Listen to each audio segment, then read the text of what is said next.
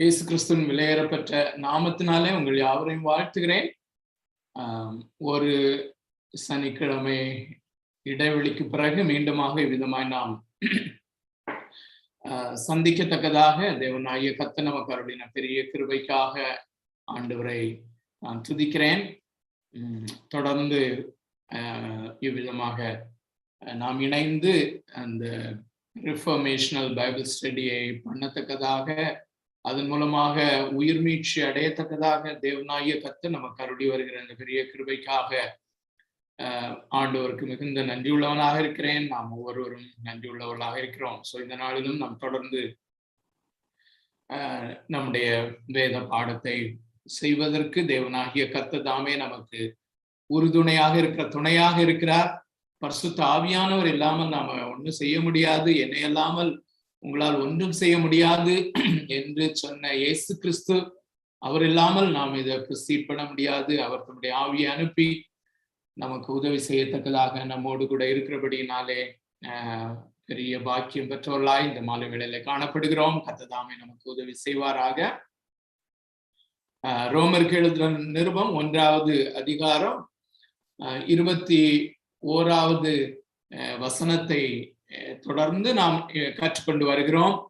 ரோமர் 1வது அதிகாரம் 21வது வசனம், அதனுடைய துவக்க பகுதி இவ்விதமாக இருக்கிறது: தேவனை தேவனென்று மகிமைப்படுத்தாமல், அதாவது மனுக்குலம், மனிதர்கள் தேவனை விட்டு தூரம் போய் அல்லது தேவனை விட்டு தூரம் போய் பாவத்திலே வீழ்ச்சி அடைவதற்கு முதல் படியாக இருந்தது அல்லது இருக்கிறது என்னவென்றால் தேவனை தேவனென்று மகிமைப்படுத்தாதது என்று ரோமர் 1:21 சொல்லுகிறது. தம்பி அங்க மென்ஷன் பண்ணது போல அதற்கு முந்தின வசனங்களிலே தேவனாகிய கர்த்தர் தம்மை முழுமையாக வெளிப்படுத்தி இருக்கிறார். படைக்கப்பட்ட காரியங்களின் மூலமாக தேவன் தம்மை வெளிப்படுத்தி இருக்கிறார். இப்படி தேவனாகிய கர்த்தர் யார் என்பதை படைப்பின் மூலமாக ஓரளவுக்கு தெளிவாக மனிதர்கள் அறிந்தும் கூட அவரை தேவனென்று மகிமைப்படுத்தாதபடினாலே அவர்களுடைய உணர்வில்லாத இருதயம் இருளடைந்தது என்று சொல்லி தொடர்ந்து அவர்கள் பாவத்திலே வீழ்ச்சி அடைகிற காரியத்தை நாம் அங்கே கற்றுக்கொள்கிறோம். அந்த தேவனை தேவனென்று மகிமைப்படுத்தாதபடி இருக்கிற அந்த படியை நாம் ஆராய தொடங்கின பொழுது இது மிகவும் விஸ்தாரமான ஒரு காரியம் என்பதை நாம் கண்டு கொண்டோம். தேவனை தேவனென்று மகிமைப்படுத்த வேண்டும் என்கிறதிலே தேவன் மிகுந்த அக்கறை உள்ளவராக இருக்கிறார். அதிலேதான் மனுக்குலத்தின் வாழ்க்கை, மனுமக்களினுடைய வாழ்க்கை தொங்கிக் கொண்டிருக்கிறது. தேவனை தேவனை தேவனென்று அக்னாலேஜ் பண்ண வேண்டும். அவர்தான் நம்மை படைத்தவர், மனிதர்களாகிய ஒவ்வொருவரையும் படைத்தவர்.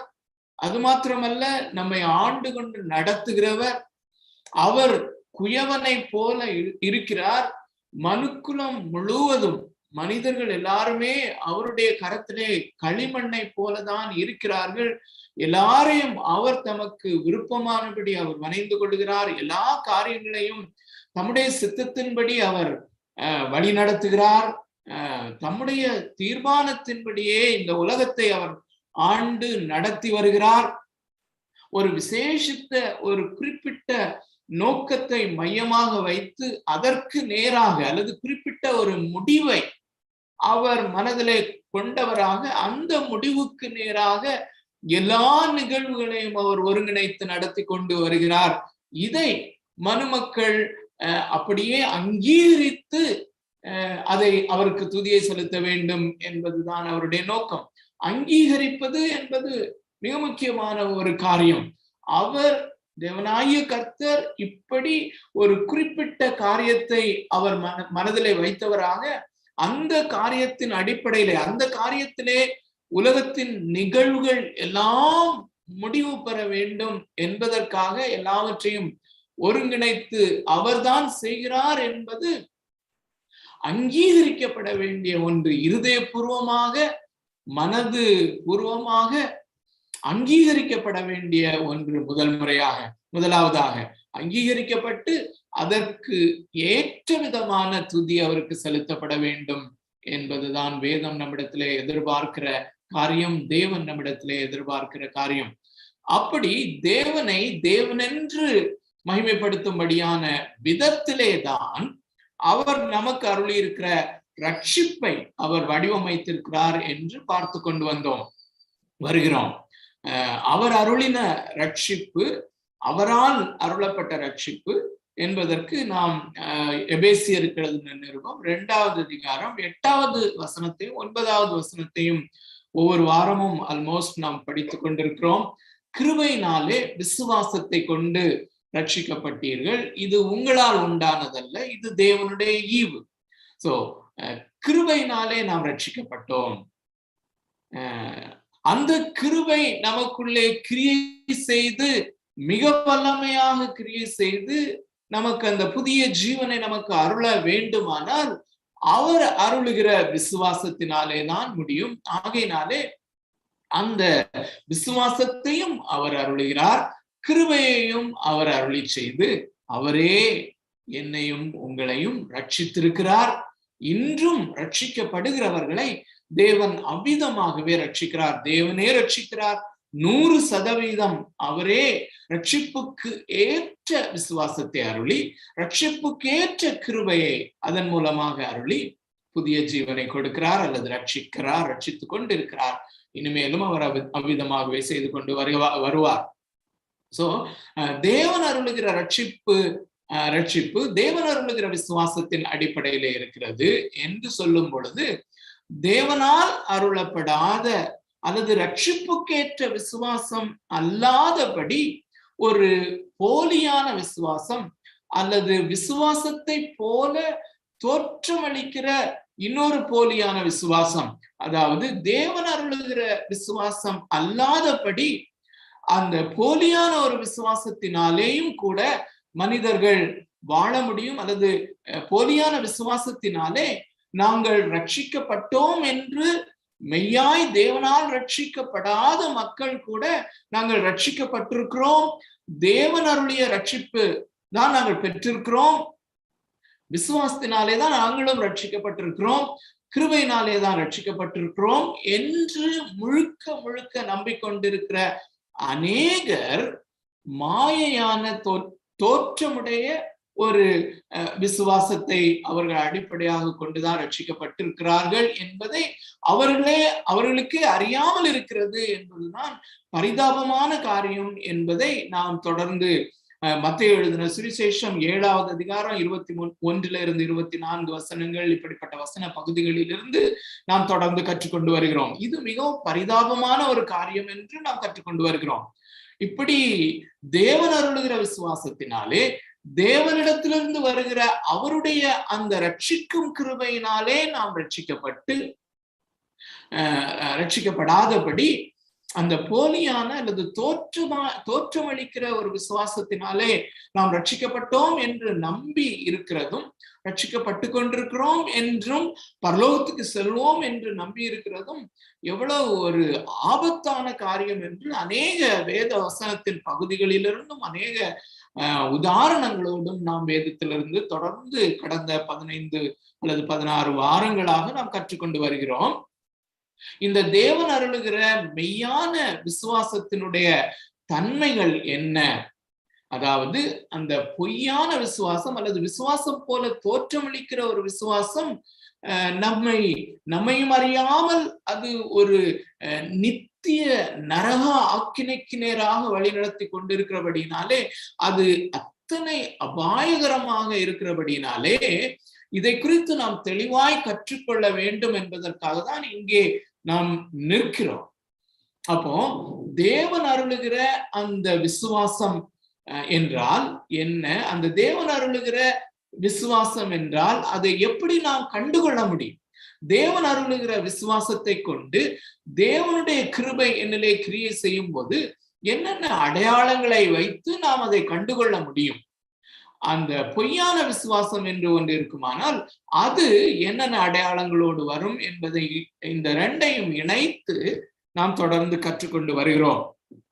மெய்யான விசுவாசம் எனக்குள்ளே இருக்கும்போது, அல்லது தேவன் அருளுகிற ரட்சிப்பின் அந்த விசுவாசமும், தேவன் அன்றாடகம் அருளுகிற பசுத்தமாக்குகிற விசுவாசமும், அதாவது ரட்சிக்கப்பட்டு கொண்டே இருக்கிற இந்த அனுபவத்திற்கு அவர் அருளுகிற விசுவாசமும் கிருபையும் குறைந்தபட்சம் 10 விதமான அடையாளங்களோடு கூட காணப்படும் என்று நாம் பார்த்து கொண்டு வருகிறோம். அதிலே 8 காரியங்களை நாம் பார்த்து விட்டோம். அவைகளை கொஞ்சம் நம்ம ரிவ்யூ பண்ணிவிட்டு இன்றைய காரியத்துக்கு நாம் கடந்து செல்லலாம். ஒன்று, தேவன் அருளுகிற விசுவாசம் எனக்குள்ளே இருக்கும்போது நான் தேவனை பெருமை பாராட்டுவேன், அல்லது தேவனை குறித்து நான் பெருமை பாராட்டுவேன். அவருடைய குணாதிசயங்களை நான் பெருமை பாராட்டுவேன். அவருடைய குணாதிசயங்களை நான் மையப்படுத்தி என்னை அல்லது என்னுடைய சுயநலத்தை அல்லது என்னுடைய சுயத்தை நான் பின்னாக தள்ளுவேன். மிக முக்கியமாக தேவனாகிய கர்த்தர் அவர் வசனத்திலே அருளி இருக்கிற அந்த வாக்குத்தத்தங்களை நிறைவேற்ற உண்மை உள்ளவர். 100க்கு 100 அல்ல, நான் அடிக்கடி பயன்படுத்தின அந்த வார்த்தை, பில்லியன் டைம்ஸ் அவர் உண்மை உள்ளவர். இது அவரிலே அல்லது அந்த வாக்குத்தத்தங்களிலே விசுவாசம் வைக்கிற மனிதனுடைய அந்த விசுவாசத்தினுடைய தன்மையை பொறுத்து அல்ல என்பதை நாம் பார்த்தோம்.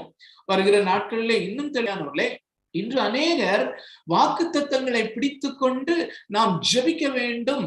அந்த வாக்குத்தத்தம், அந்த உதாரணமாக வேதாகமத்திலே ஆதியாகம புஸ்தகத்திலிருந்து வெளிப்படுத்தின விசேஷம் வரையிலும் இருக்கிற அநேக வாக்குத்தத்தங்களிலே 1 அல்லது 2 அவ்வப்பொழுது அவரவர்களுடைய தேவைக்கு ஏற்றபடி பொறுக்கி எடுத்துக்கொண்டு, இதன்படி நன்றாக கவனியுங்கள், இந்த வாக்குத்தத்தத்தின்படி தேவனாகிய கர்த்தர் இந்த உலகத்திலே இந்த காரியத்தை என்று அவர்கள் ஏதோ ஒரு காரியத்தை தங்களுடைய உள்ளத்திலே நினைத்து கொண்டு, இதற்காக தான் தேவன் எனக்கென்று ஸ்பெசிபிக்காக இந்த வாக்குத்தத்தத்தை தந்திருக்கிறார், இதை நான் உரிமை பாராட்டி பிடித்து கொண்டு விசுவாசத்தோடு நான் தேடி வருகிறேன், கேட்டு வருகிறேன், நிச்சயமாக அவர் செய்வார் என்று சொல்லி காத்திருப்பது, அது மிக மட்டரகமானதும் அது மிக போலியானதும். அருமையானவர்களே, இப்படி அவர்கள் காத்திருக்கும் போது பிசாசானவன் அங்கே அந்த போலியான விசுவாசத்தை கொண்டு கிரியை செய்து அவர்களுக்கு அது கிடைத்தது போன்ற பொருளை, அது கிடைக்கலாம் 10 வருஷம் 15 வருஷம் கழிச்சு கிடைத்த போது அவர்கள் சொல்லுகிறார்கள், தேவன் எனக்கு வாக்கு பண்ணினார், அதை எனக்கு தந்தருளினார் என்று. அருமையானவர்களே, இதை குறித்த மிகுந்த தெளிவு நமக்கு இருக்க வேண்டும் அருமையானவர்களே. அப்படியானால் ஒரு சிலருக்கு அப்படி இந்த விதத்திலே அவர்கள் அந்த வாக்குத்தத்தத்தை எடுத்து தனக்கென்று அதை உரிமை பாராட்டி ஜெபித்து அது கிடைக்காமல் போகும்போது, நன்றாக கவனியுங்கள், அகைன் இந்த உலகத்திலே இப்பொழுது அது கிடைக்காமல் போகும்போது அவர்கள் ஃப்ரஸ்ட்ரேட் ஆகி விடுகிறார்கள். அருமையானவர்களே, தேவன் கொடுத்த வாக்குத்தத்தங்கள் அவைகளை அவர் நிறைவேற்றுவதிலே மிக மிக உண்மையுள்ளவராக இருக்கிறார். நாம் விசுவாசிக்கிற அந்த விசுவாசத்தினுடைய தன்மையை பொறுத்து அல்ல, அவர் வாக்குத்தத்தம் பண்ணினதிலே, வாக்குத்தத்தத்தை பண்ணினவர் அதை அவருடைய பிள்ளைகளுக்கு அதை நிறைவேற்ற மிக மிக உண்மையுள்ளவராக இருக்கிறார்.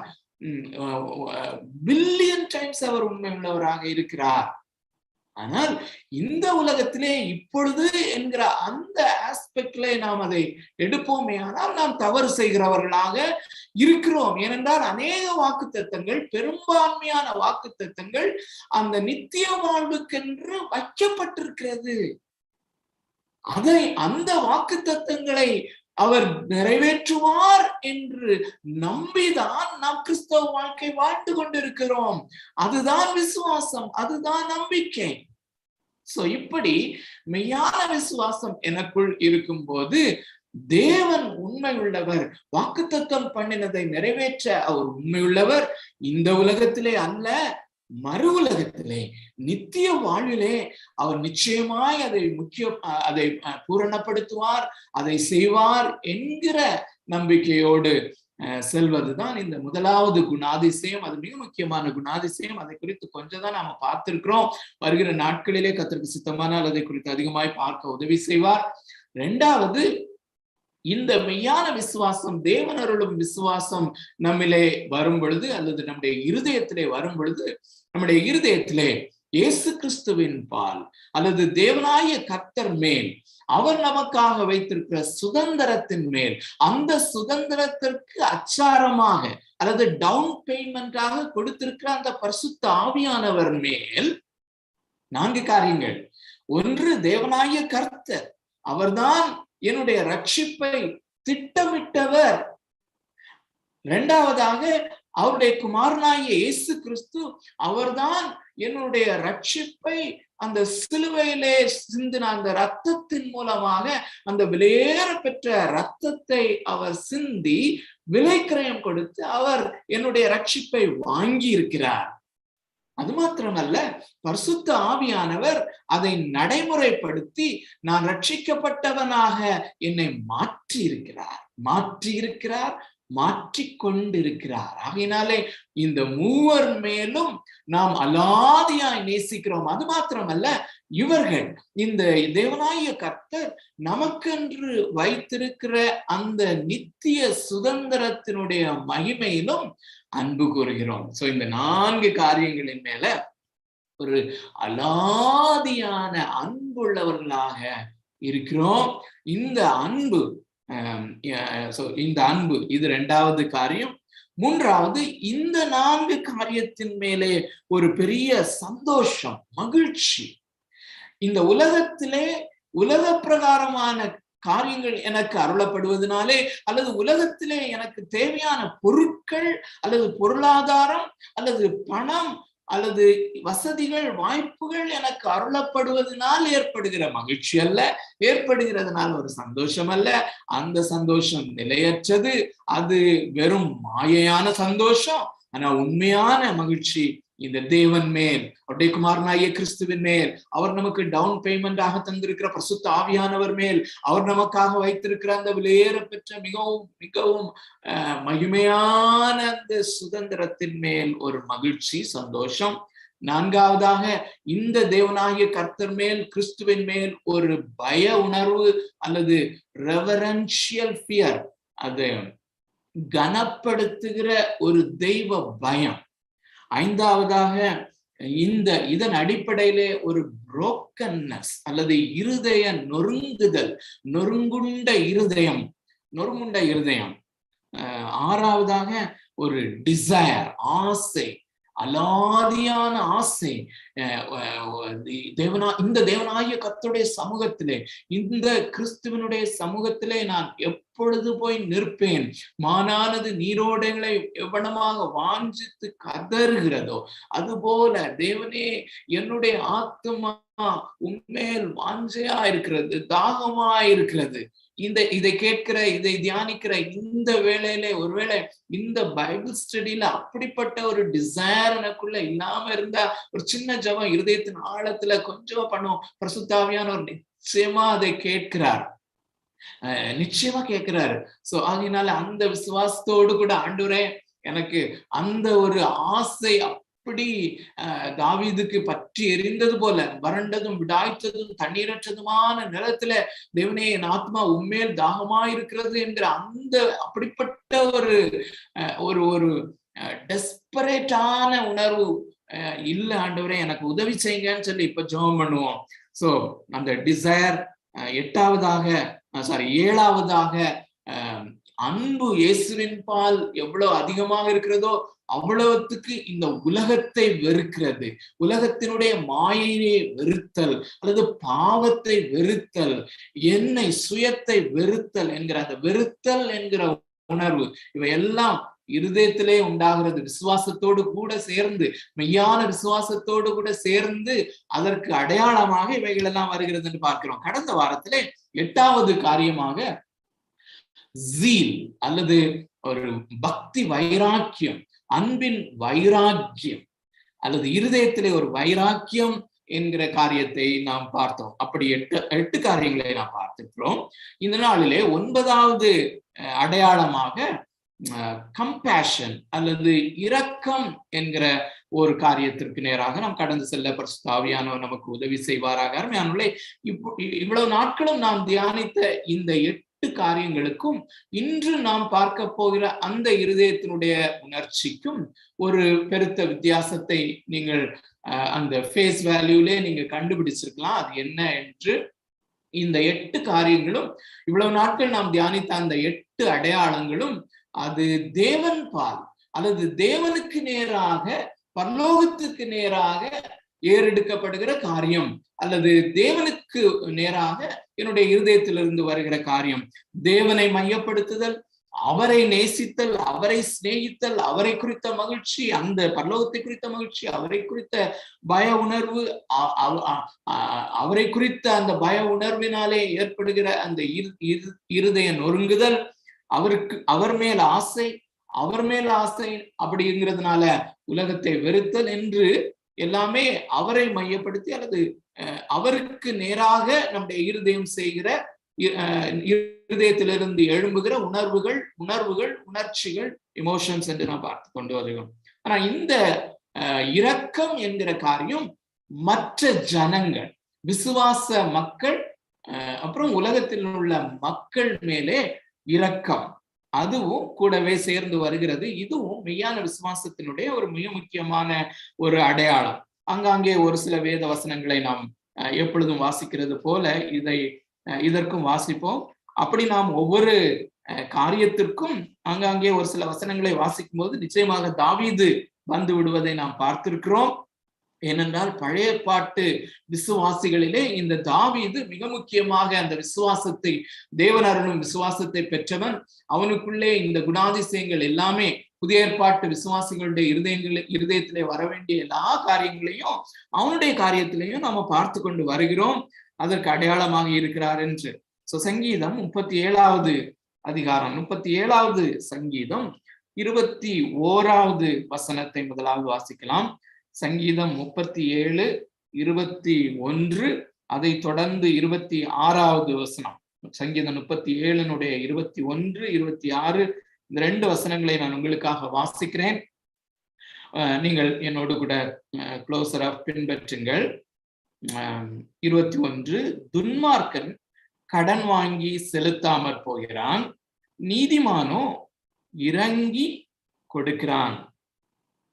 சோ நன்றாக அதை கவனியுங்கள். நீதிமானோ கொடுக்கிறான், நீதிமானோ கடன் கொடுக்கிறான் என்று எழுதாமல் நீதிமானோ இறங்கி கடன் கொடுக்கிறான் என்பது நாம் அப்சர்வ் பண்ண வேண்டிய ஒரு காரியம். சோ நீதிமான் சாதாரணமாக அவன் கொடுக்கவில்லை. அவன் கடன் கொடுக்கிற காரியம் அல்லது மற்றவர்களுக்கு அல்லது தேவையுள்ளவர்களுக்கு அவன் கொடுக்கிற காரியம் சரீர பிரகாரமான காரியம். அவன் தன்னுடைய கையை தன்னுடைய பர்ஸை திறந்து தன்னுடைய கையை வைத்து கொடுக்கிறான். ஆனால் இறங்கி கொடுக்கிறான் என்கிற காரியம், இரக்கம் என்கிற காரியம் இருதயத்திலே ஏற்பட்டு அதன் அடிப்படையிலே அவன் கொடுக்கிறான் என்பது மிக முக்கியமாக நாம் அப்சர்வ் பண்ண வேண்டிய ஒரு காரியம். 26வது வசனத்தை வாசிக்கிறேன், என்னோடு சேர்ந்து வாசியுங்கள். அவன் நித்தம் இறங்கி கடன் கொடுக்கிறான், அவன் சந்ததி ஆசீர்வதிக்கப்படும். சோ இறங்கி கடன் கொடுக்கிறான் என்கிற காரியம் ஒரே சங்கீதத்திலே 2 முறை வருகிறது. மிகவும் ஆச்சரியமான ஒரு காரியம்.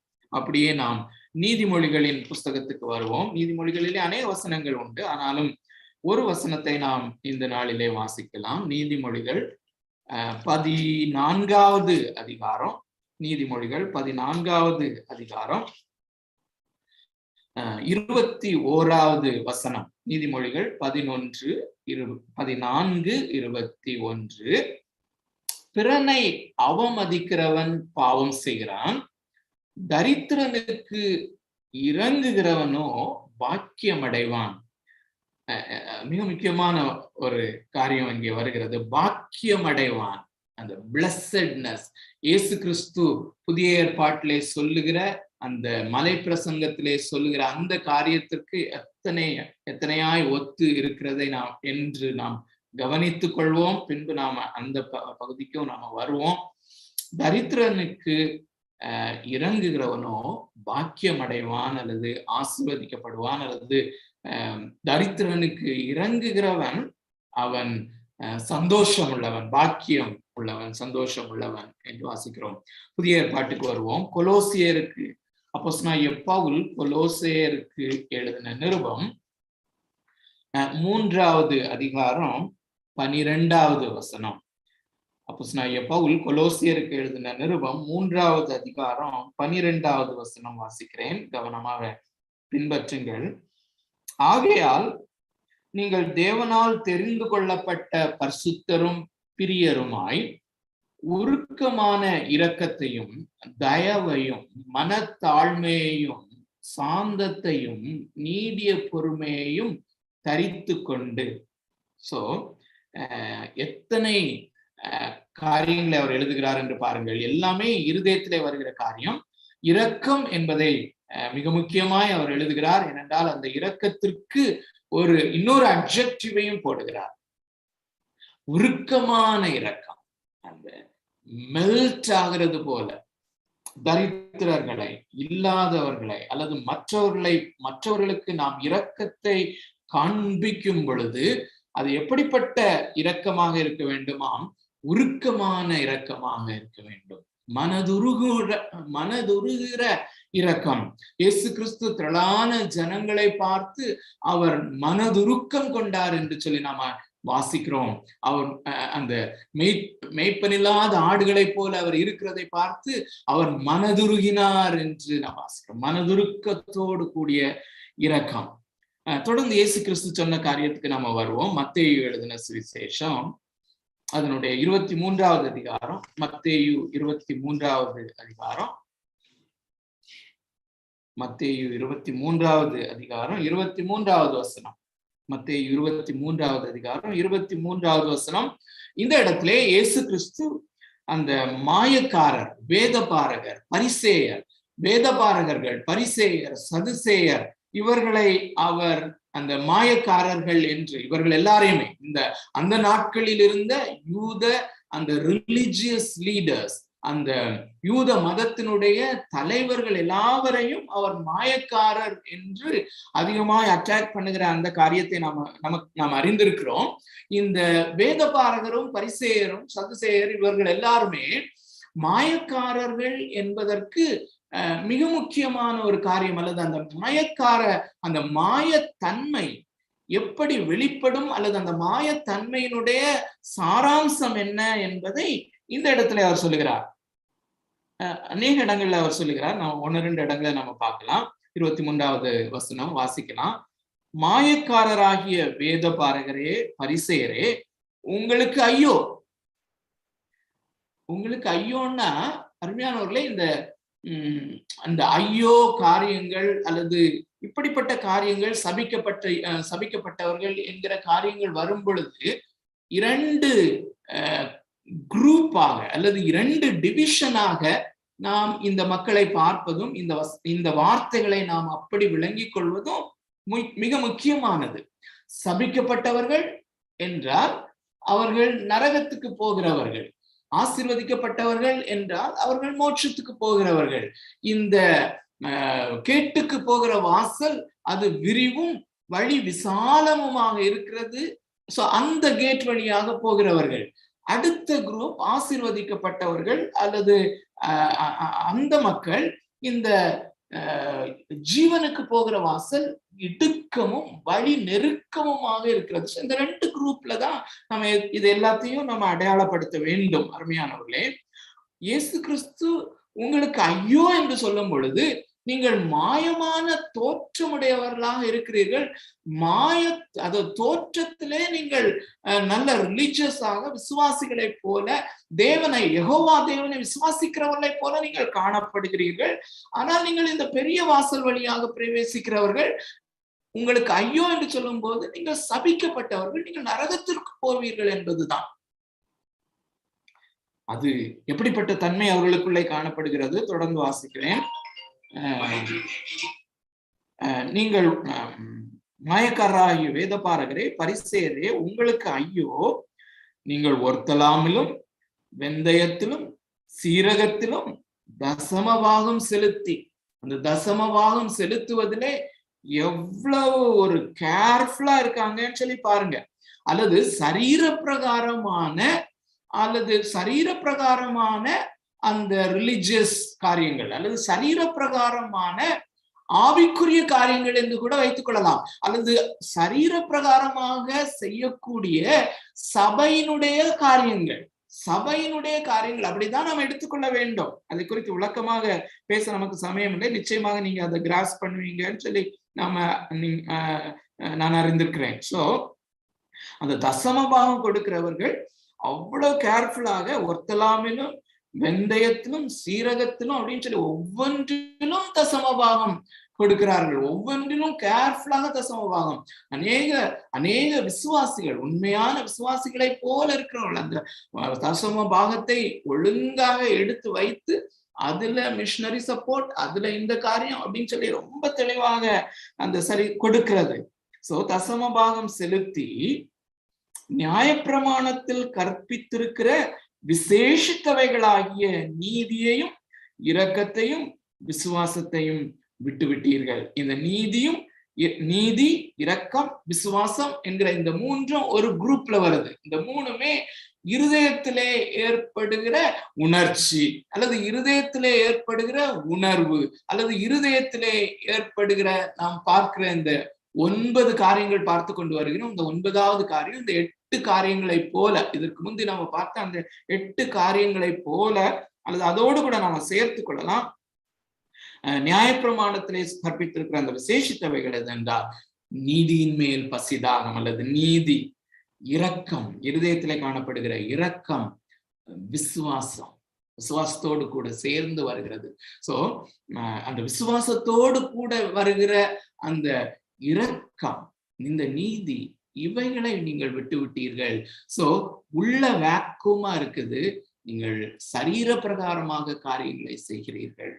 இதுதான் மாயமான தோற்றத்தை கொண்ட விசுவாசம் செய்கிற காரியம். இதை பிடித்து கொண்டு நான் விசுவாசத்திலே இருக்கிறேன், ரட்சிப்பிலே இருக்கிறேன் என்று அநேகர் எண்ணிக்கொள்ள முடியும். அருமையான இயேசு இதை மீண்டும் சொல்லுகிறத நம்ம பார்க்க முடியும். மத்தேயு எழுதின சுவிசேஷம் 9வது அதிகாரம், மத்தேயு 9வது அதிகாரம் 13வது வசனம்.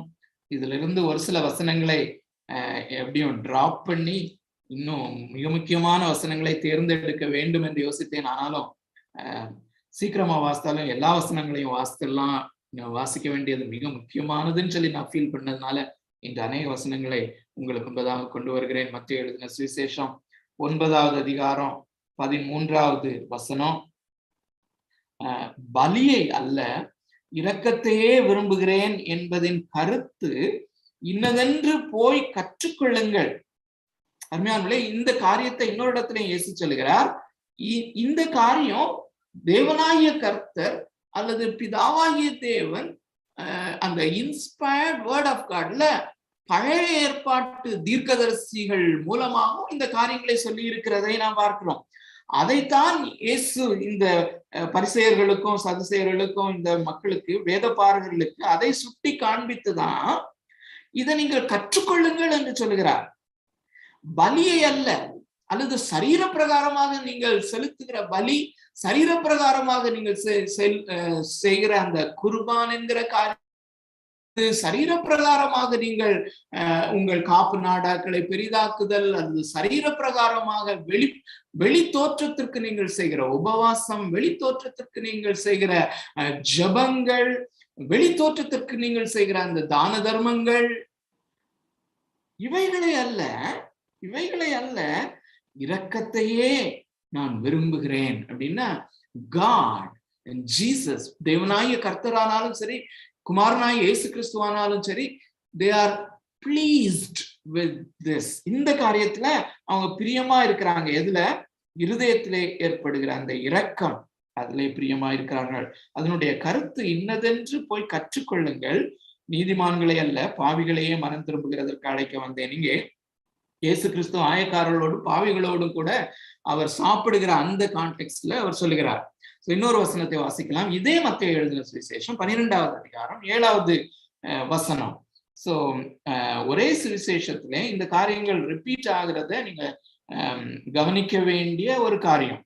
இங்கேயும் இயேசு சொல்லுகிறார், இங்கேயும் இந்த சீஷர்கள், இயேசு கிறிஸ்துவனுடைய சீஷர்கள் அந்த ஓய்வு நாளிலே அந்த கதிர்களை கொய்து சாப்பிடுகிற அந்த கான்டெக்ட்ல இந்த பரிசேயர்கள் அவருடைய சீஷர்களை குற்றப்படுத்தும் பொழுது அந்த கான்டெக்ட்ல இயேசு என்ன சொல்லுகிறார் என்று சொல்லி பாருங்கள். 7வது வசனம், மத்தேயு 12:7.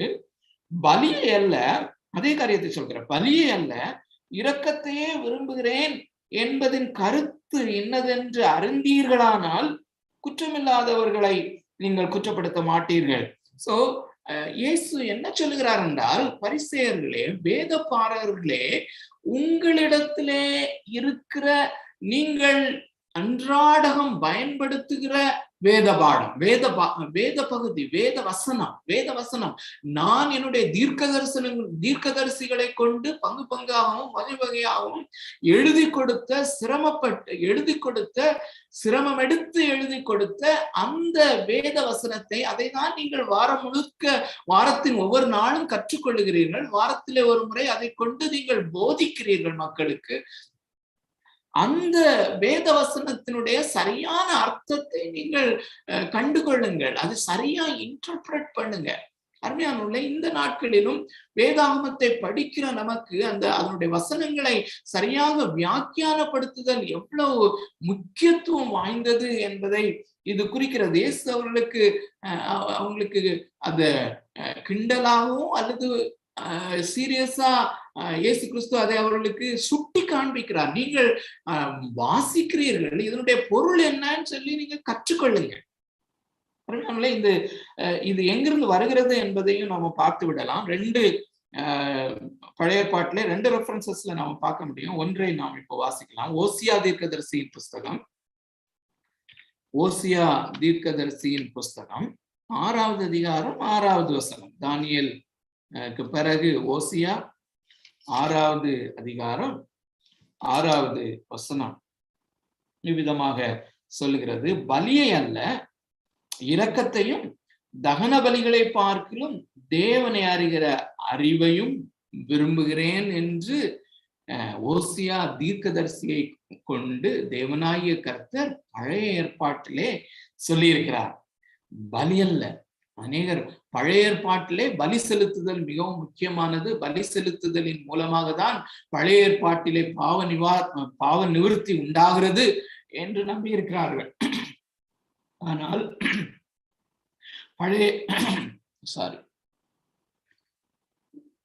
பழைய ஏற்பாட்டிலேயே தேவனாகிய கர்த்தர் என்ன சொல்லுகிறார்? பலியை அல்ல இரக்கத்தை நான் விரும்புகிறேன். அந்த காரியத்தை தான் இயேசு கிறிஸ்து எடுத்து அங்கே சொல்லுகிறார். இதனுடைய அர்த்தம் என்னன்னு நீங்க கற்றுக்கொள்ளுங்கள். தகன பலிகளை பார்க்கிலும் தேவனை அறிகிற அறிவு, தேவன் யார் என்று அறிதல். தேவன் யார் என்று ஏன் அறிய வேண்டும்? தேவன் யார் என்பதை துல்லியமாக அறிய வேண்டியது மிகவும் அவசியம். தேவனை தேவனென்று மகிமைப்படுத்துவதற்கு தேவனை அறிகிற அறிவு மிக முக்கியமான காரியம். அதன் அடிப்படையிலே தான் தேவன் யார் என்பதை நான் துல்லியமாக அறிந்து கொள்வதின் அடிப்படையில் தான் என்னுடைய இருதயத்திலே அந்த மெய்யான விசுவாசம் உண்டாகிறது. அல்லது தேவன் யார் என்பதை அறிகிற அந்த அறிவின் அடிப்படையில் தான் என்னுடைய இருதயத்திலே அந்த மெய்யான விசுவாசத்தினுடைய குணாதிசயமாகிய அந்த இரக்கம் உண்டாகிறது. அவர் மேல் அன்பு உண்டாகிறது, அவர் மேல் ஆசை உண்டாகிறது. எல்லாவற்றுக்கும் அடிப்படை என்னுடைய இருதயத்திலே, என்னுடைய மனதிலே தேவன் யார் என்று துல்லியமாய் அறிந்து கொள்ளுதல் என்கிற காரியம். இந்த காரியம் அல்லது இந்த இரக்கம் என்கிற கிருபை, நன்றாக என்னுடைய வேர்டிங்ஸை கவனித்துக் கொள்ளுங்கள். இரக்கம், மற்றவர்களுக்கு இரக்கம் பாராட்டுதல், மற்றவர்களுக்கு இரக்கம் காண்பித்தல் என்கிற கிருபை, அல்லது விசுவாசம் என்கிற இந்த கிருபை எப்படி உண்டாகிறது என்று நாம் அவ்வப்பொழுது தியானித்திருக்கிறோம். மீண்டும் ஒரு முறை அந்த மத்தேயு எழுதின சுவிசேஷம் 5வது அதிகாரத்திலே அந்த பாக்கிய வசனங்கள் என்று சொல்லுகிற வசன பகுதி அல்லது இயேசு கிறிஸ்துவனுடைய மலை பிரசங்கம் என்கிற அந்த பகுதியினுடைய ஆரம்பத்திற்கு நாம் வருவோம். அருமையானவர்களே, நாம் ஏற்கனவே நாம் பார்த்திருக்கிறோம் இந்த ஆவியில் எளிமை உள்ளவர்கள் என்கிற காரியம். இதோடு கூட அந்த ஆவியில் எளிமை என்கிற காரியத்தை ஒரு கிருபை என்று பார்த்தோம்.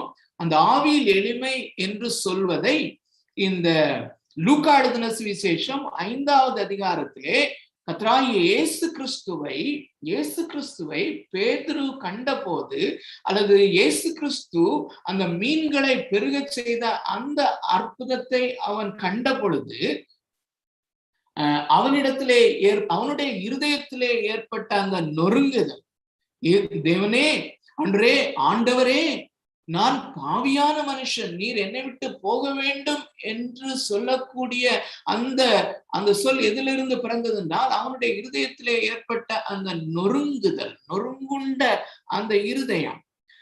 அதே போலதான் இந்த ஏசாயா தீர்க்கதரிசி தேவனாகிய கர்த்தருடைய மகத்துவத்தை, அவருடைய மகிமையை தரிசித்த மாத்திரத்திலே ஐயோ நான் அதமானேன், அசுத்த உதடுள்ள மனுஷன் என்று அங்கலாய்க்கிறான்.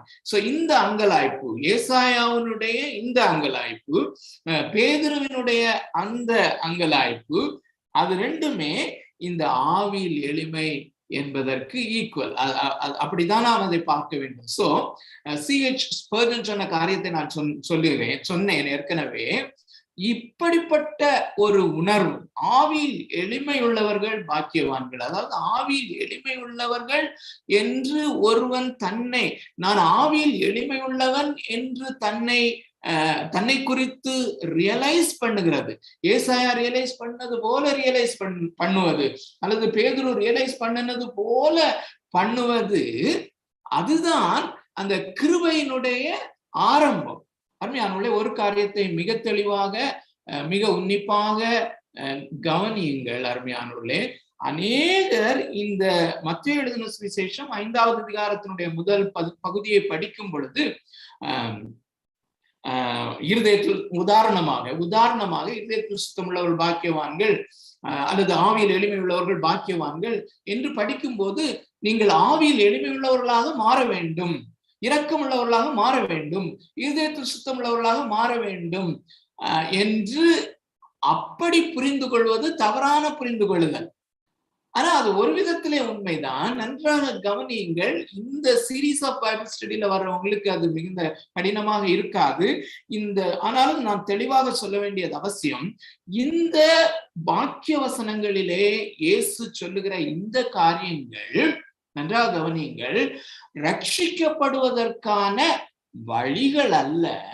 ரட்சிக்கப்பட்ட ஒரு மனிதனுடைய அல்லது மெய்யான விசுவாசம், தேவன் அருளுகிற மெய்யான விசுவாசத்தை கொண்டு, தேவன் அருளுகிற மெய்யான கிருபையை கொண்டு அந்த மெய்யான ரட்சிப்பை பெற்று கொண்டவனுடைய இருதயத்திலே அல்லது அவனுடைய வாழ்க்கையிலே காணப்படுகிற அடையாளங்கள் தான் என்பதை நாம் தெளிவாக்கி கொள்ள வேண்டும். சோ முதலாவது அடையாளம் அல்லது அந்த முதலாவது கிருபை என்னவென்றால், நான் ஆவியிலே எளிமை உள்ளவன், ஐயோ அதமானேன் என்று இந்த தேவனுடைய பரிசுத்தத்திற்கு முன்பதாக, இந்த இயேசு கிறிஸ்துவனுடைய பரிசுத்தத்திற்கு முன்பதாக நான் அதமானேன், நான் அசுத்த உதடுள்ள மனுஷன் நான், என்னிலே நன்மை, என்னுடைய மாம்சத்திலே, அப்போஸ்தலனாகிய பவுல் அந்த ரோமருக்கு எழுதின நிருபம் 7வது அதிகாரத்திலே சொல்வது போல, என்னுடைய மாம்சத்திலே நன்மை என்று எதுவும் வாசமாயிருக்கவில்லை. No good, nothing good, nothing that is good dwells in me. என்னிலே எந்த நன்மையான காரியமும் வாசமாய் இருக்கவில்லை, வாசம் பண்ணுவது இல்லை, வாசம் பண்ண முடியாது என்று அந்த என்னுடைய டெஸ்பரேட்டான கண்டிஷனை தேவனுக்கு முன்பதாக என்னுடைய அருமையானவர்களே, இது ரட்சிக்கப்படுவதற்கு முந்தி மாத்திரம் இல்ல, ஒவ்வொரு முறையும் நான் ஜெபிக்கும்படியாய் முழங்கால் படியிடும் பொழுது பரிசுத்த ஆவியானவர் அந்த விசுவாசத்தை எனக்குள்ளே தந்து இந்த மெய்யான கிருபையை என்னுடைய அந்த டெஸ்பரேட்டான கண்டிஷனை உணரக்கூடிய அந்த கிருபையை தந்தருளுவாரானால் எத்தனை நலமாயிருக்கும். என்னுடைய வேண்டுதல் எல்லாம் அதான். ஆண்டவரே, நான் ஜெபிக்கும்படியாய் முழங்கால் படியிடும் பொழுதுதான் நான் எப்படிப்பட்ட மனுஷன் அப்படிங்கிறத மெய்யாய் உணரத்தக்கதான கிருபை எனக்கு தாரும் சொல்லி. சோ அதனாலதான் C.H. Spurgeon சொல்லுகிறார், இது முதலாவது கிருபை. சோ இந்த முதலாவது கிருபை, அதாவது நான் ஆவியில ஒண்ணுமே இல்லை அப்படிங்கிற அந்த அந்த நிலைமையை உணர்கிறது முதல் கிருபை. அந்த கிருபையை நாம் அடையும் பொழுது that leads to the next grace. அது இன்னும் அதிகமான மேலான கிருபைக்கு நடத்துகிறது. என்னது அது? இரண்டாவது 4வது வசனம், துயரப்படுகிறவர்கள் பாக்கியவான்கள். நான் ஆவியில எளிமை உள்ளவன் மாத்திரமல்ல, அந்த மெய்யான விசுவாசம் எனக்குள்ளே வரும் பொழுது நான் ஆவியில எத்தனையாய் குறைவுள்ளவன் அல்லது ஒரு பிச்சைக்காரன், பிச்சை பாத்திரம் கூட இல்லாத பிச்சைக்காரன் என்பதை நான், அதான் உண்மையான நிலைமை. அதை ரியலைஸ் பண்ணுகிற அந்த கிருபைக்குள்ளே நான் வரும்போது நான் துயரப்படுகிறவனாய் மாறுகிறேன். என்னுடைய பாவம் எத்தனை கொடியது, அது இயேசு கிறிஸ்துவை விட்டு, அவருடைய பரிசுத்த பிரசன்னத்தை விட்டு என்னை எவ்வளவு எளிதாக அது பிரித்து விடுகிறது என்கிற அந்த துயரம், அந்த சாரம். அருமையானவர்களே, இந்த 16ஆம் நூற்றாண்டு 18ஆம் நூற்றாண்டுல வாழ்ந்த அந்த பரிசுத்தவான்கள் அல்லது இந்த C.H. Spurgeon போன்ற உள்ளவர்கள் நாள் கணக்காக, மாத கணக்காக, நான் அது ஜஸ்டிஃபை பண்ணி நான் பேசல, ஒரு சில பாவங்களுக்காக அவர்கள் துக்கத்தோடு திரிந்த அனுபவத்தை பெற்றவர்கள். நான் நினைக்கிறேன் அப்படிப்பட்ட அனுபவத்தை பெறுகிறவர்கள் பாக்கியவான்கள் என்று. அது ஒரு கிருபை. கர்த்ததாமே அப்படிப்பட்ட கிருபைகளை நமக்கு தருவாராக. சோ இந்த கிருபை, இந்த இரண்டாவது கிருபை, இது கூடுதலான கிருபை. இந்த கூடுதலான இரண்டாவது கிருபை மூன்றாவது கிருபைக்கு நேராக வழி நடத்துகிறது. அதை 5வது வசனத்துல வாசிக்கிறோம். இருதயத்திலே என்கிறதை சேர்த்து சாந்த குணம் உள்ளவர்கள் பாக்கியவான்கள், அவர்கள் பூமியை சுதந்தரித்துக் கொள்வார்கள். அது 4வதாக இன்னொரு கிருபைக்கு நேராக நடத்துகிறது, நீதியின் மேல் பசிதாகம். இப்படிதான் அது போகிறது. அருமையானவர்களே, இந்த சாந்த குணத்தை உண்டாக்குகிறது அந்த கிருபைக்கு மேலே. இது முதல்ல இருந்து அப்படி படிப்படியாக வருகிறது. சாந்த குணமுள்ள அந்த நிலைமைக்கு அல்லது அந்த கிருபையை பெற்ற நமக்கு அடுத்த கிருபைக்கு நேராக அது நம்மை நடத்துகிறது. அது நீதியின் மேல் பசிதாகம், தேவன் மேல் பசிதாகம், கிறிஸ்துவின் மேல் பசிதாகம், பரலோகத்தின் காரியங்களின் மேலே ஒரு தணிக்க முடியாத பசியையும் தாகத்தையும் உண்டாக்குகிறது. அது ஒரு கிருபை. அந்த கிருபையை இந்த மாலை வேளையிலே தேவன் நமக்கு தரமாட்டாரா? அருமையானவர்களே, இந்த 4 கிருபையும் பெற்றவர்கள் 5வது கிருபைக்கு நேராக நடத்தப்படுகிறார்கள். அதுதான் 7வது வசனத்துல வாசிக்கிறோம், இரக்கமுள்ளவர்கள் பாக்கியவான்கள். So this is how the mercy or compassion is formed. இப்படித்தான் இருதயத்திலே மெய்யான விசுவாசம் வரும் பொழுது அது இரக்க குணத்தை நம்முடைய இருதயத்திலே உண்டாக்குகிறது. அதை தொடர்ந்து அப்படின்னு போகிறதை நாம பார்க்கிறோம். சோ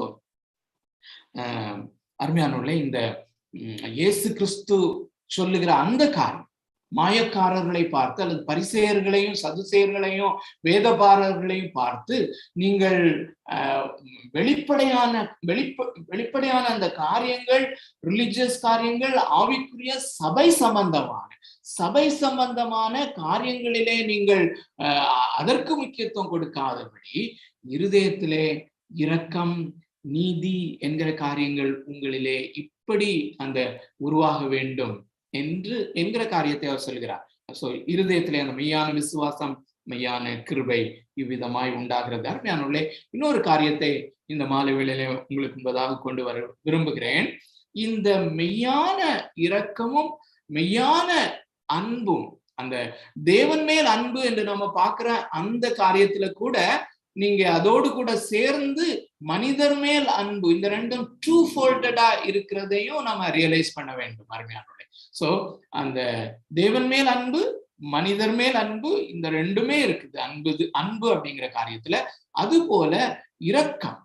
சோ அந்த இரக்கம் என்கிற அந்த மெய்யான இரக்கம் இருதயத்திலே இல்லாமல் கூட இரக்கத்தின் கிரியை போல பல கிரியைகள் வெளிப்படுகிறது என்பதற்கு அப்போஸ்தலனாகிய பவுல் கொரிந்தியருக்கு எழுதின நிருபத்திலே அந்த முதல் 1 கொரிந்தியர் 13வது அதிகாரம் 1 கொரிந்தியர் 13வது அதிகாரம் என்று சொன்ன உடனே நிச்சயமாக ரியலைஸ் பண்ணி இருப்பீர்கள். அன்பை குறித்து அப்போஸ்தலனாகிய பவுல் சொல்லுகிற காரியம், அந்த மெய்யான விசுவாசம் இருதயத்திலே வரும்போது மெய்யான அன்பு தேவன் பால், மெய்யான அன்பு மனுஷர் பால், மெய்யான இரக்கம் மனுஷர் பால்.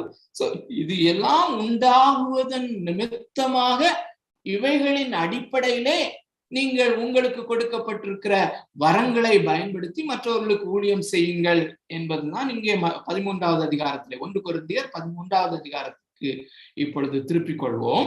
நாம் நன்றாக அறிந்திருக்கிறோம். 1 கொரிந்தியர் 12வது அதிகாரம் ஆவிக்குரிய வரங்களை பிரயோகப்படுத்துவது, அதை குறித்து அப்போஸ்தலனாகிய பவுல் சொல்கிறார். 14வது அதிகாரத்திலும் அதை தொடர்கிறார், ஆவிக்குரிய வரங்களை பிரயோகப்படுத்துதல். ஆனால் 13வது அதிகாரத்திலே இந்த வரங்களை குறித்து சொன்னவர், இதில் இன்னும் மேன்மையான காரியத்தை உங்களுக்கு காண்பிக்கிறேன் என்று சொல்லிதான் இந்த 13வது அதிகாரத்தை அங்கே சொருகி இருக்கிறார், அல்லது சாண்ட்விச் மாதிரி வைத்திருக்கிறார். இந்த அன்பின் அடிப்படையிலே நீங்கள் ஆவிக்குரிய வரங்களை பிரயோகப்படுத்தி ஒருவருக்கு ஒருவர் ஊழியம் செய்யுங்கள் என்று சொல்லுகிற அந்த கான்டெக்ஸ்ட்ல சொல்லுகிற காரியத்தை அருமையானவர்களே 13வது அதிகாரத்தினுடைய 1, 2, 3 வசனங்களை நாம் வாசிப்போம். அதை நான் சொல்லுகிற இந்த குறிப்பிட்ட கான்டெக்ஸ்ட்ல மாத்திரம் பார்த்து விட்டு நாம் கடந்து செல்லலாம்.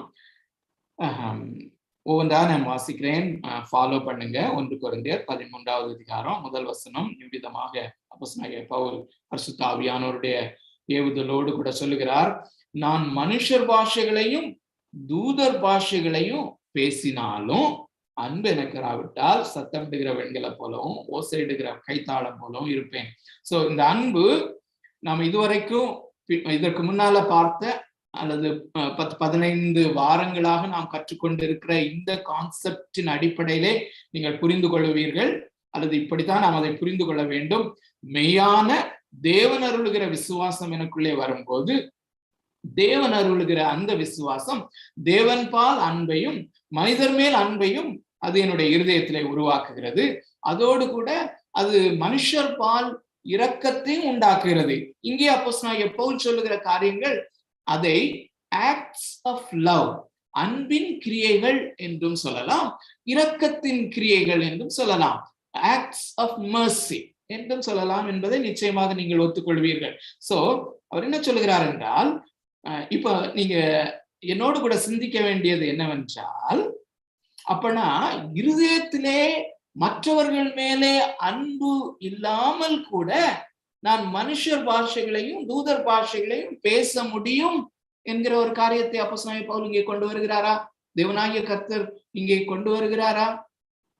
பாருங்க, இவையெல்லாம் நான் மனுஷர் பாஷைகளையும் தூதர் பாஷைகளையும் பேசினாலும் அன்பு எனக்கு இராவிட்டால் அப்படி ஒரு ப்ரொவிஷனையும் அங்க கொண்டு வராரு. அப்படின்னா அதுக்கு அர்த்தம் என்னன்னா, அன்பு இல்லாமலே கூட நான் இந்த வரங்களை பயன்படுத்த முடியும்.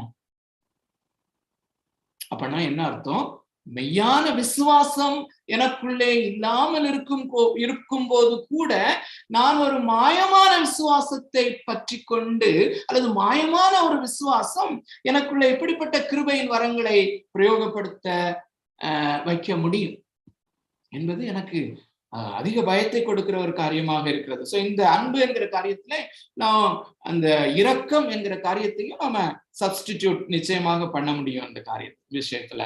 சோ 2வது வசனம், நான் தீர்க்க தரிசன வரத்தை உடையவனாயிருந்து சகல ரகசியங்களையும் சகல அறிவையும் அறிந்தாலும், சோ என்னுடைய இருதயத்திலே மெய்யான விசுவாசம் இல்லாமல், என்னுடைய இருதயத்திலே மெய்யான அன்பு இல்லாமல், என்னுடைய இருதயத்திலே மெய்யான இரக்க குணம் இல்லாதபடி, அந்த மத்தேயு எழுதின சுவிசேஷம் 5வது அதிகாரம் 1 முதல் 5 வசனங்கள்ல நாம பார்த்த அந்த ப்ராசஸ் இல்லாதபடி நான் தீர்க்க தரிசன வரத்தை உடையவனா இருக்க முடியும், சகல ரகசியங்களையும் சகல அறிவையும் அறிய முடியும், மலைகளை பெயர்க்கத்தக்கதான சகல விசுவாசம். பாருங்க, இதுல நிக்கணும், ஆனா நீங்க நிச்சயமா இதை கண்டுபிடிச்சிருவீங்க. சோ சகல விசுவாசம்னா நிறைய விதமான விசுவாசங்கள் இருக்கிறது. ஒரு சில விசுவாசங்களை கொண்டு மலைகளை பெயர்க்கத்தக்கதான அல்லது அப்படிப்பட்ட பெரிய காரியங்களை கூட, மலைகள்னா மலைகளை யாரும் பார்க்க முடியாது, அதை குறித்து சொல்லல, அப்படிப்பட்ட பெரிய பெரிய காரியங்களை, ஹீலிங்ஸையும் மிராக்கிள்ஸையும் நான் பண்ண முடியும்.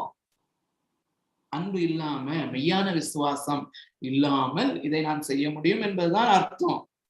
அப்ப எனக்கு அப்படி நான் செய்தா எனக்கு பிரயோஜனம் ஒன்றும் இல்லை அப்படின்னு சொல்றாரு. ஸோ இங்க 3 காரியங்களை நம்ம பார்த்துட்டோம். இன்னும் 2 காரியங்களை சொல்லுகிறார். அன்பு இல்லாதபடி, இந்த இரக்கம் இல்லாதபடி அது வெளித்தோற்றமான காரியமாக நான் செய்ய முடியும், அல்லது வேற விதமான விசுவாசங்களை கொண்டு நான் செய்ய முடியும் அப்படின்னு சொல்லுகிறார். 3வது வசனம், எனக்கு உண்டான யாவற்றையும் நான் அன்னதானம் பண்ணவும் முடியும். Isn't it amazing? Isn't it alarming? இது உங்களை பயமுறுத்துகிறதாக இருக்கிறதா, என்னை பயமுறுத்துகிறதாக இருக்கிறது. எனக்கு ஒருவன் தனக்குண்டான எல்லாற்றையும், இயேசு அந்த ரிச் யங் ரூலரை பார்த்து, அந்த ஐஸ்வர்யவான வாலிபனை பார்த்து சொன்னது போல, நீ பூர்ண சர்க்குணனாய் இருக்க நீ விரும்பினா உனக்கு உண்டான எல்லாவற்றையும் விற்று விட்டு ஏழைகளுக்கு கொடுத்துட்டு என்னை பின்பற்றி வான்னு சொல்லுகிற அந்த காரியத்தை ஒருவன் செய்தாலும், தனக்கு உண்டான எல்லாத்தையும் அன்னதானம் பண்ணி விடுகிறான், இயேசுவை பின்பற்றுகிறான். இயேசுவை பின்பற்றுகிறவனை போல, மெய்யான விசுவாசம் இருக்கிறவனை போல, மெய்யான கிருபை இருக்கிறது போல, மெய்யான இரக்கம் இருக்கிறது போல, மெய்யான அன்பு இருக்கிறது போல ஒரு தோற்றம் தான். அதனால பிரயோஜனம் இல்லைன்னு சொல்றாரு. ஆனா சரீரத்தை சுட்டரிக்கப்பட கொடுக்க கூட முடியும் அப்படிங்கிற காரியம் எத்தனை பயங்கரமாக இருக்கிறதுன்னு சொல்லி பாருங்க. அன்பானவர்களே, without the true mercy there can be acts of mercy. அந்த மெய்யான இரக்கம் எனக்குள் இல்லாதபடி இப்படிப்பட்ட இரக்கத்தின் கிரியைகளை கூட நான் செய்ய சாத்தியக்கூறுகள் உண்டு என்பது பயத்தை கொடுக்கிறது அல்லவா?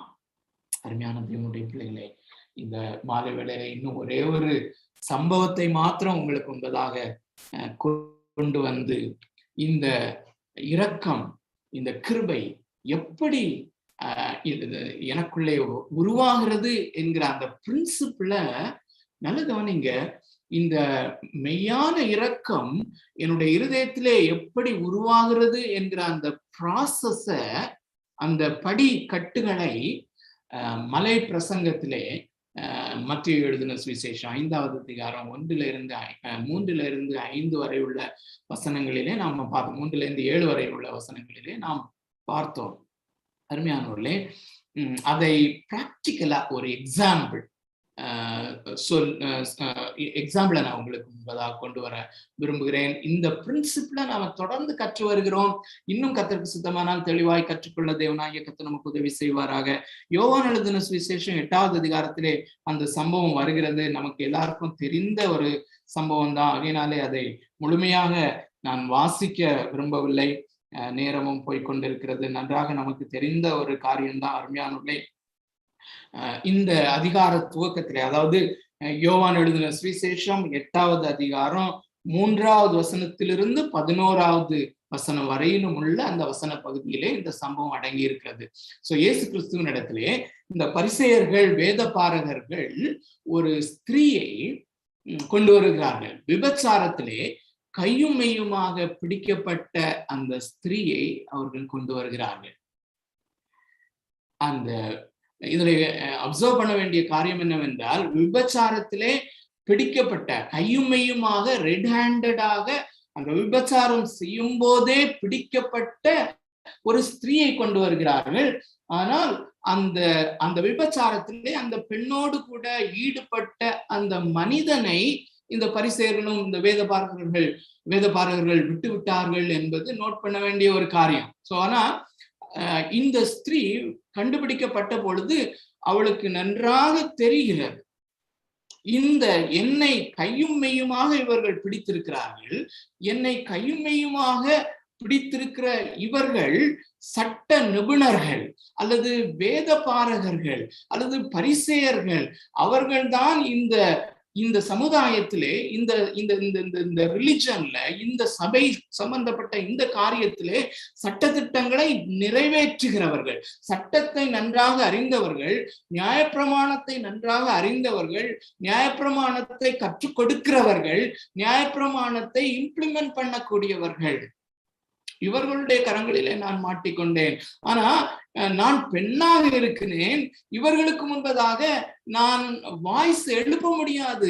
என்னோடு கூட விபசாரம் செய்த அந்த மனிதனை நீங்கள் விட்டு விட்டீர்களே என்று நான் அங்கே நியாய குரல் கொடுக்க முடியாது. அப்படிப்பட்ட நிலைமையில நான் அந்த பெண் இருக்கிறாள். அவள் இருதயத்தினுடைய நிலைமையை கொஞ்சம் யோசித்து பாருங்க. சோ அவர்கள் தரதர என்று இழுத்து கொண்டு போகிறார்கள். யாரிடத்திலே கொண்டு போகிறார்கள் என்பதும் இப்பொழுது அவளுக்கு தெரிய வருகிறது. கொண்டு வர வர வர பக்கத்திலே நெருங்க நெருங்க இந்த இயேசு கிறிஸ்துவை குறித்து அவள் கேள்விப்பட்டிருக்கிறாள். அவள் அந்த இயேசு கிறிஸ்துவை குறித்து அவளுக்கு மிக நன்றான எந்த அளவுக்கு அந்த அறிவு இருந்ததென்று தெரியாது. ஆனால் நிச்சயமாக இந்த இயேசு கிறிஸ்து மேசியா என்று அவர் தன்னை குறித்து கிளைம் பண்ணுகிறது அவருக்கு தெரியும். தேவனுடைய குமாரன் என்று தன்னை குறித்து சொல்வது அவளுக்கு தெரிந்திருக்கணும், நிச்சயமாக தெரிந்திருக்க வேண்டும். அப்படியானால் அவள் என்ன நினைக்கிறாள்? இந்த பரிசேயர்களும் வேத பாரகர்களும் பயங்கரமானவர்கள், நியாயப்பிரமாணத்தை தெளிவாய் அறிந்திருக்கிறார்கள். அந்த நியாயப்பிரமாணத்திலே உபாகமம் 22வது அதிகாரம் 22வது வசனம், லேவியராகமம் 20:10 இந்த ப்ரொவிஷன்ஸை இவ்வளவு நன்றாக அறிந்திருக்கிறாள். விபச்சாரம் செய்கிறவர்கள் கல்லெறிந்து கொலை செய்யப்பட வேண்டும். இதுதான் எனக்கு விதிக்கப்பட போகிற நியாயப்பிரமாணத்தின்படி எனக்கு விதிக்கப்பட போகிற ஆக்கினை தீர்ப்பு. இந்த ஆக்கினை தீர்ப்புக்கு நான் உட்பட்டாகிவிட்டது. நிச்சயமாக கல்லறிந்து என்னை கொல்ல போகிறார்கள். இவர்கள் பயங்கரமானவர்கள், நியாயப்பிரமாணத்தை நிறைவேற்றுவதிலே துடிப்புள்ளவர்கள்.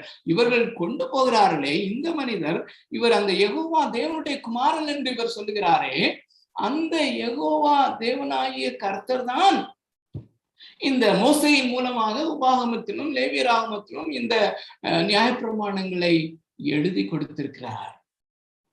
அந்த இந்த நியாயப்பிரமாணங்களை எழுதி கொடுத்த அந்த தேவனாகிய கர்த்தருடைய அந்த தேவகுமாரன், அந்த தேவனுடைய ஒரே பேரான குமாரன் இவராக இருந்தால் அவர்தான் இதை எக்ஸிக்யூட் பண்ணுகிறவர், அல்லது அவர் இந்த ஆக்கினை தீர்ப்பு கொடுக்க பாத்திரமான ஒருவர் தான். சோ எனக்கு எஸ்கேப் பண்ண வழியே இல்லை என்றுதான் அவள் போயிருக்க வேண்டும். அருமையானவர்களே, நடந்த காரியத்தை நாம் நன்றாக அறிந்திருக்கிறோம்.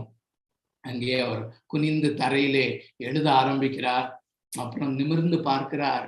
அங்கே கூடியிருந்த பரிசேயர், வேதபாரகர், மற்ற அந்த இவளை கல்லெறியும்படியாக துடிப்போடு இருந்த அந்த மக்களிடத்துல சொல்கிறார், உங்களிலே பாவமில்லாதவன் இவள் மேல் முதலாவது கல்லறிய கடவன் அப்படின்னு சொல்லி திரும்பியும் குனிந்து, இட்ஸ் பியூட்டிஃபுல், அது ஸ்கிரீன்ல வருகிறதுக்காக ஆண்டவரை துதிக்கிறேன்.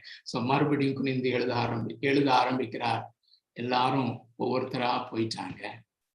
இங்கே நிற்கிறது இந்த விபச்சாரத்திலே கையுமையுமாக பிடிக்கப்பட்டு இந்த ஆக்கினை தீர்ப்புக்கு உட்பட்டாயிற்று என்று சொல்லுகிற அந்த பெண் பரிதாபமாக நின்று கொண்டிருக்கிறார். இயேசு கேட்கிறாரு, அந்த கம்பேஷனை பாருங்க, இந்த கம்பேஷன், அந்த அவருடைய இருதயத்தின் மனதுருக்கம். ஸ்திரீயே, உன்மேல் குற்றம் சாட்டினவர்கள் எங்கே? ஒருவனாயிலும்